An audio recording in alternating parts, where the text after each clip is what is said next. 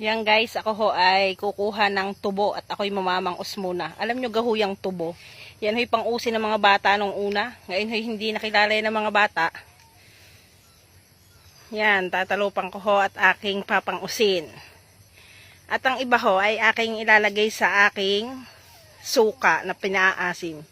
Manamis-namis ho ang suka. Kapag nilagyan nyo ho ng tinadtad na tubo, maganda ho siya. Sa sukang pinaasim. Yan guys, at sabi ko ako'y mamamangos muna at ako'y matagal nang hindi nakakapamangos ng garning tubo.